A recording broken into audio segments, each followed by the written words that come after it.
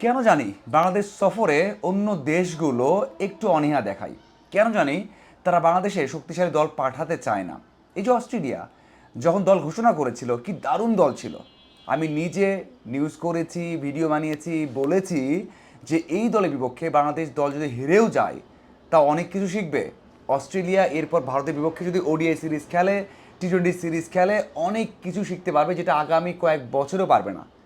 কিন্তু অস্ট্রেলিয়ার দিন শেষে এখন যে দলে পরিণত হয়েছে সেই দলকে আপনি দ্বিতীয় সারি অথবা তৃতীয় সারি বললে ভুল হবে না। অস্ট্রেলিয়া একটা দল দিয়েছে, এরপর ইনজুরি কনসার্ন অথবা আসতে চান না, এসব মিলিয়ে আবার দল দেওয়া হয়েছে যেখানে মাস এবং হেড বাদ পড়েছেন। দেখুন, আগে যে দলটা ছিল সেই দলকে আপনি বলতে পারেন দারুণ দল, যদিও সেখানে হ্যাজেলউড, স্টার, কামিংস, স্মিথ তারা ছিলেন না, তারপরেও দারুণ একটা দল ছিল। আপনি চিন্তা করে দেখুন যে মাস, হেড, লাবুসানে, গ্রিন, ক্যারি, সেখানে কোনালি, সেখানে ইংলিশ, এই যে নামগুলো, এই নামগুলো আমরা সবাই জানি, সবাই চিনি। এবং সবচেয়ে বড় বিষয় হচ্ছে এখানে বেশ কটা নাম আছে যারা রেগুলার অস্ট্রেলিয়া টিমে খেলে না কিন্তু বড় তারকা। যখনই মাস এবং হেডকে অ্যাড করছেন দলটাকে অনেক ব্যালেন্স, অনেক স্ট্রং মনে হচ্ছে। কিন্তু দিন শেষে তাদের দুইজনকে বাদ দিয়ে বা বাদ রেখে বাংলাদেশ দল আবার ঘোষণা করা হয়েছে প্রথম ওডিআইয়ের 30 অথবা 32 ঘন্টা আগে, সেখানে ওই দুজন নেই। এখন যে দলটা আছে সেটাকে আপনি দ্বিতীয় সারির দল বলতেই পারেন। কেন জানি এটা হয়ে যায়। ওই যে আশা করেছিলাম, ভরসা করেছিলাম যে এবার ভালো কিছু হবে, বাংলাদেশ দল সিরিজ জিতবে, না জিতলেও যা শিখবে এটা বড় বড় একটা অভিজ্ঞতা বা কাজে লাগবে ভবিষ্যতে, সেটা ওয়ার্ল্ড কাপ হোক, বড় মঞ্চে। কিন্তু সেটা হলো না। দেখুন, বাংলাদেশের বিপক্ষে বাংলাদেশের মাটিতে ম্যাচ খেলতে বা সিরিজ খেলতে কেন কেন এত অনীহা অন্যদের? আপনি খেয়াল করে দেখবেন যে পাকিস্তান 6 জন নতুন ক্রিকেটার নিয়ে এসেছিলেন যাদের ডেবিউই হয়নি। এরপর আসলো নিউজিল্যান্ড, তারা 17 জন ক্রিকেটারকে রেখে এসেছিল।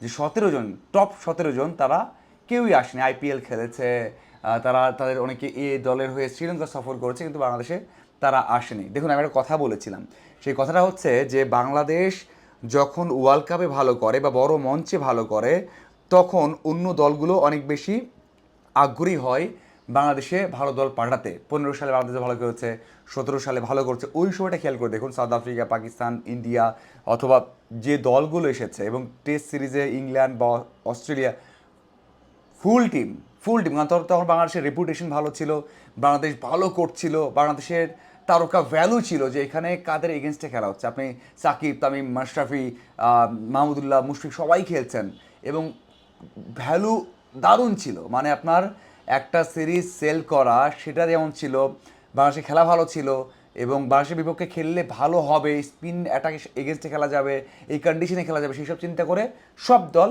ভালো টিম পাঠাতো, কিন্তু আপাতত তারা পাঠায় না। এখন আসা যাক যে বাংলাদেশ এবং অস্ট্রেলিয়ার সিরিজের রেকর্ড কি। বাংলাদেশ এখন পর্যন্ত অস্ট্রেলিয়ার বিপক্ষে দ্বিপাক্ষিক সিরিজ খেলেছে 3টা। একটা হচ্ছে বাংলাদেশ অস্ট্রেলিয়া গিয়ে খেলেছে 2003 সালে।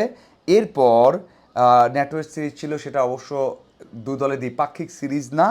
এরপর বাংলাদেশে এসেছিল 2006 সালে অস্ট্রেলিয়া। এরপর 2008 সালে বাংলাদেশ খেলেছে সেটা অস্ট্রেলিয়া গিয়ে।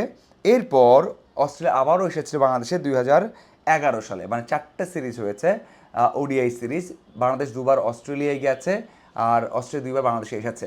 বাংলাদেশ কখনোই অস্ট্রেলিয়াকে ওয়ান ডে দ্বিপাক্ষিক সিরিজ হারাতে পারেনি। একটা ম্যাচই হারিয়েছে 20টা সম্পূর্ণ ম্যাচে। একটা ম্যাচ হয়েছে পরিত্যক্ত, সেটা ছিল চ্যাম্পিয়ন্স ট্রফিতে 17 সালে। এছাড়া দ্বিপাক্ষিক সিরিজে কখনোই বাংলাদেশ দল ওদেরকে হারাতে পারেনি। এই হিস্ট্রিতে 90 সাল থেকে 1990 থেকে 2026, এই যে লং লং টাইম, এর মধ্যে বাংলাদেশ মাত্র একবারই হারিয়েছে ওদেরকে, নেটওয়ার্ক সিরিজে 2005 সালে আশরাফুলের সেই অতি মানবীয়, অতি দানবীয় বা ঐতিহাসিক ইনিংসের কারণে। এছাড়া কিন্তু বাংলাদেশ তাদেরকে হারাতে পারেনি। এর মধ্যে সবাইকে হারানো হয়ে গেছে বাংলাদেশের, সেটা ভারত হোক, শ্রীলঙ্কা হোক, সাউথ আফ্রিকা হোক, পাকিস্তান হোক, ওয়েস্ট ইন্ডিজ হোক, নিউজিল্যান্ড হোক, সবাইকে হারিয়েছে। শুধুমাত্র অস্ট্রেলিয়াকেই হারাতে পারেনি দ্বিপাক্ষিক সিরিজে কোনো ম্যাচ অথবা সিরিজ। এবার দেখাবার অপেক্ষা যে সেই কাজটা করতে পারে কিনা। এবং সবচেয়ে বড় বিষয় হচ্ছে বাংলাদেশ প্রত্যেকটা ম্যাচ বড় ব্যবধানে হেরেছে। সর্বনিম্ন যে হারটা সেটা ছিল মনে হয় 4 উইকেটে। এছাড়া প্রত্যেকটা ম্যাচে 112 run, 74 run, 75 run, 8 wicket, 9 wicket, 6 wicket, এভাবেই বাংলাদেশ দল তাদের বিপক্ষে হেরেছে। বাংলাদেশ দল অনেক কম ম্যাচ খেলে অস্ট্রেলিয়ার বিপক্ষে। 17 সালে চ্যাম্পিয়ন্স ট্রফির ম্যাচ, 19 সালে ওয়ার্ল্ড কাপের ম্যাচ, 23 সালে ওয়ার্ল্ড কাপের ম্যাচ। এই যে 9টা বছর বা অলমোস্ট 10 বছর, এই 10 বছরে মাত্র তারা 3টে ম্যাচ খেলতে পেরেছে। সম্পূর্ণ ম্যাচ হয়েছে মাত্র সেখানে 2টা। যদি সেই হিসেব করি আমরা, 11 সালের পর বাংলাদেশ অস্ট্রেলিয়ার বিপক্ষে ওডিআই ম্যাচ খেলেছে মাত্র 2টা। মাত্র 2টা খেলার সুযোগ পেয়েছে। তো এই হচ্ছে অবস্থা। অস্ট্রেলিয়া বাংলাদেশের সাথে সিরিজ খেলতে চায় না, আমরা সেটা বলতে পারি।